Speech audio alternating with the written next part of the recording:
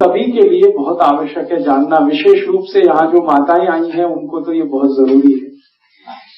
वैसे तो पुरुषों के लिए भी जरूरी है, भाइयों को भी जरूरी है, लेकिन माताओं से इसका कनेक्शन है सीधा सीधा। वो ये है कि जब भी आप भोजन बनाते हैं और खाते हैं तो कभी भी भोजन में दो चीज एक साथ ऐसी मत बनाइए जो एक दूसरे के विरोधी, तासीर में एक दूसरे के उल्टे है। तासीर में एक दूसरे के उल्टे होने का माने कोई ठंडा है कोई गर्म है, ऐसी चीजें एक साथ मत बनाइए। कोई एसिडिक बहुत ज्यादा है कोई एल्कलाइन बहुत ज्यादा है, ऐसी चीजें एक साथ मत बनाइए। तो मैं सीधे बात पे आता हूं, ज्यादा उसको घुमाने की बजाय, कि आप जिन चीजों की एक दूसरे के विरुद्ध तासीर है उनको साथ में ना बनाएं ना खाएं। जैसे दूध और दही दोनों एक दूसरे के विरोधी। दही जो है ना एसिडिक है और दूध एल्कलाइन है, दूध क्षारीय है दही अम्लीय है, ये दोनों साथ में नहीं खा सकते। खाएंगे तो जहर और आपके 20 रोगों का ये कारण बनेगा, दूध और दही साथ में खाएंगे। इसी तरह से हमारे रसोई घर में प्याज है, प्याज कभी भी खाएं तो दूध के साथ नहीं खा सकते, क्योंकि समस्या फिर वही है, प्याज बहुत एसिडिक है दूध बहुत क्षारीय है, दोनों साथ में खाएंगे तो जहर। तो जब भी प्याज खाना है, कच्चा खाना हो या सब्जी में खाना हो, दूध की कोई चीज उसके साथ ना हो। खीर खानी है तो प्याज की कोई चीज साथ नहीं होनी चाहिए, और प्याज खानी है तो दूध की कोई चीज साथ में मत खाइए। प्याज के साथ जो दोस्ती है वो दही की है, दही के साथ भरपूर प्याज खाइए, दही में प्याज डाल के खाइए, प्याज में दही डाल के खाइए। हम कई बार सैलेड बनाते हैं ना, दही का उपयोग करते हैं, तो प्याज दही बेस्ट कॉम्बिनेशन है सैलेड का। तो दही प्याज का कॉम्बिनेशन बनाइए, प्याज दही का कॉम्बिनेशन बनाइए, दूध उसके साथ नहीं, तो दूध के साथ दही नहीं, प्याज के साथ दूध नहीं। इसी तरह से एक तीसरी चीज हमेशा याद रखिए लाइफ में, शहद के साथ घी कभी मत खाइए। घी और शहद दोनों एक दूसरे के जानी दुश्मन हैं अगर एक साथ खाएंगे तो। वैसे दोनों अमृत हैं, घी भी अमृत है शहद भी अमृत है, लेकिन साथ में खाएंगे तो यही दोनों जहर, तो घी और शहद नहीं खाइए। इसी तरह से उड़द की दाल, काली वाली उड़द की दाल दही के साथ कभी मत खाइए। इसको मैं फिर से रिपीट कर रहा हूं, सुनने में गलती मत करना आप इसको। काली वाली उड़द की दाल दही के साथ कभी मत खाइए। हाँ, माँ की दाल, पंजाब में आप सब लोग उसे माँ की दाल कहते हैं। माँ की दाल अकेले खानी है, दही उसके साथ नहीं। क्यों नहीं? माँ की दाल के साथ कभी भी दही मैंने खा के देखा, आयुर्वेद में तो मैंने ये 12 साल पहले पढ़ा था, बहुत दिन मैंने खा के देखा, 5-6 महीने, मेरा ब्लड प्रेशर नॉर्मल है, लेकिन जब भी माँ की दाल के साथ दही खाया बीपी हाई हो गया, जब भी खाया। तो मेरा आप सभी माताओं को विशेष निवेदन है कि दही बड़ा, अगर उड़द की दाल का बड़ा है तो दही के साथ मत खाइए।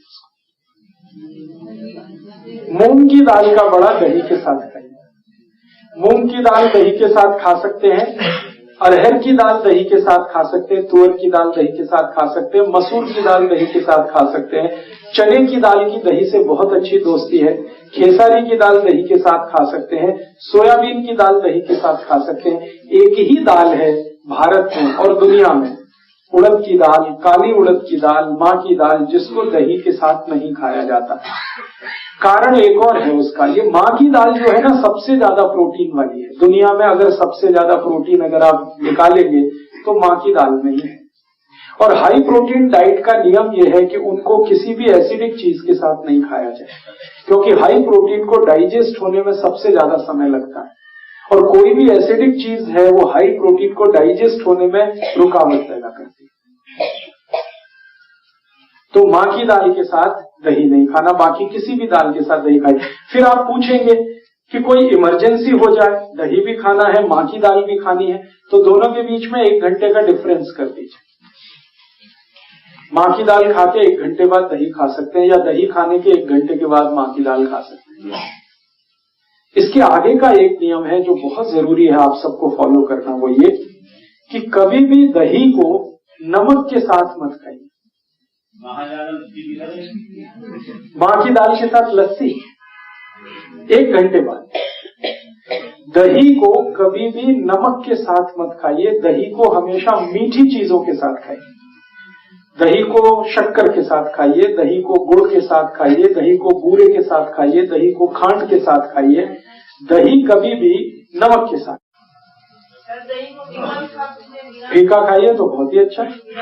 मीठा दही है, ताजा दही है, खट्टापन नहीं आया है तो फीका खा लीजिए। थोड़ा खट्टापन आया है तो गुड़ डाल के खाइए, चीनी डाल के, शक्कर डाल के। तो जी हाँ, मैं अभी आगे आ रहा हूँ। हाँ, मैं अभी थोड़ी देर में आगे आ रहा हूँ इसी नियम पे। तो अभी तक मैंने 9 नियम बताए हैं। 9वां नियम रिपीट कर रहा हूँ कि 2 वस्तुएं एक दूसरे के विरोधी हैं तो साथ में नहीं खाना। दूध दही साथ में नहीं खाना है, दही नमक साथ में नहीं खाना है, दूध और प्याज साथ में नहीं खाना है। दही के साथ अगर मीठा खाएंगे तो सबसे अच्छा है, दूध के साथ अगर नमक खाएंगे तो सेंधा नमक ही खाना है, काला नमक ही खाना है।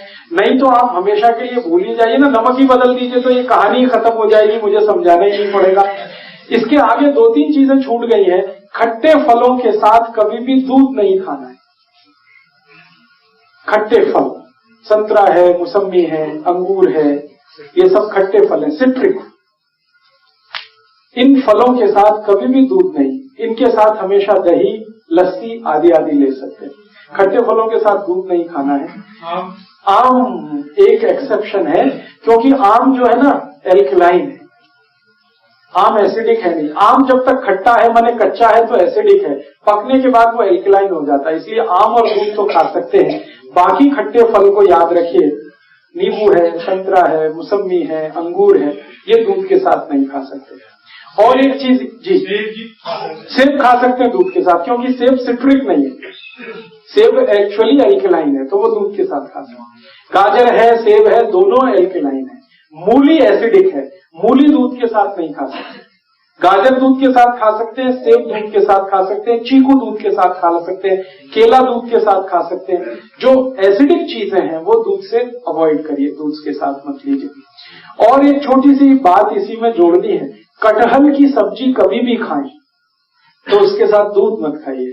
ये एक ही एक्सेप्शन है, कटहल एसिडिक नहीं है, कटहल एल्कलाइन है, फिर भी वो दूध के साथ वर्जित है। ये एक एक्सेप्शन है।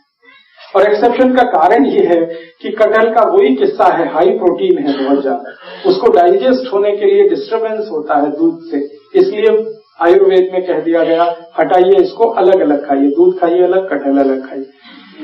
और 1-2 चीजें हैं इसी क्रम में कि किसके साथ क्या खाएं, किसके साथ क्या नहीं खाएं। घर में कभी भी आप कोई ऐसी चीज बनाएं जो तासीर में गर्म है, उसके साथ ठंडी चीज कोई ना हो। जैसे आजकल मैंने देखा है, हम गरम गरम खाना खा के आइसक्रीम जरूर खाते, अपना सत्यानाश करते। और ये सत्यानाश कैसे होता है? कोई आपको शादी में बुलाता है इनविटेशन देके कि आइए और हमारे यहाँ गरम डिनर खा के, आइसक्रीम खा के मर के जाइए, और एक नहीं खाइए, डबल खाइए।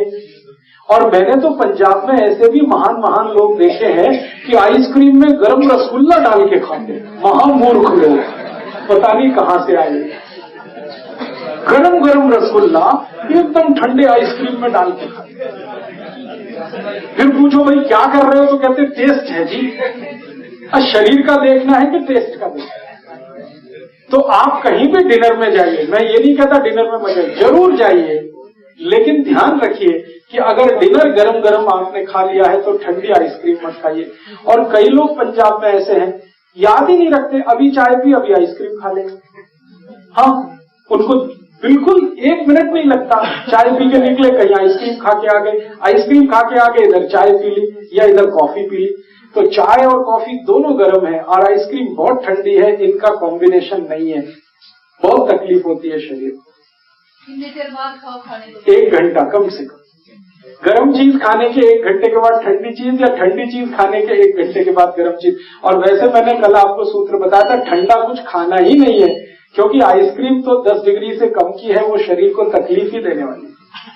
तो आप बोलेंगे फिर आइसक्रीम को कैसे खाएं? गर्म करके खाइए। अगर आइसक्रीम खानी है तो उसको गर्म करिए फिर खाइए। मैं एक अमृतसर गया था एक बार, तो अमृतसर में एक बहुत अच्छी चीज, शायद यहाँ भी होगी, कुल्फी। ये जो कुल्फी है इसको थोड़ा गर्म करके खा लीजिए, आइसक्रीम से बेटर है, 1000 टाइम्स बेटर है। क्यों? हाँ, रबड़ी खाइए ना, तो कुल्फी वो शायद रबड़ी की ही बनाई, खूब दूध गर्म करके रबड़ी जैसा हो जाता, फिर कुल्फी जमाते। तो कुल्फी को थोड़ा गर्म करेंगे तो रबड़ी जैसा ही हो जाता, वो खाने लायक है। माइक्रोवेव से अच्छा है गैस का चूल्हा। तो आप जो है रबड़ी खाइए, आइसक्रीम छोड़ दीजिए, कुल्फी पे आ जाइए और कुल्फी को हल्का गर्म करके खाइए, वो आपके लिए बहुत मुफीद है। कारण एक ही है कि आइसक्रीम में जितने केमिकल्स हैं कुल्फी में एक भी नहीं।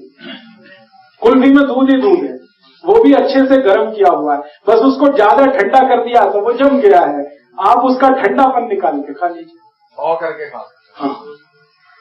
और नहीं तो एक आखिरी ऑप्शन बताता हूं, खाना ही है आपको, तो मेरा ये कहना है कि उसको सलीके से खाइए। जैसे आप कुल्फी खा रहे हैं ना, तो उसका तरीका ये है कि पहले उसको मुंह में रखिए थोड़ी देर, कुल्फी का टुकड़ा काट के मुंह में रखिए और उसको घुमाइए, तो जो लार है वो उसको अपने आप गर्म कर देगी। जब हल्की गर्म हो जाए फिर अंदर ले जाए।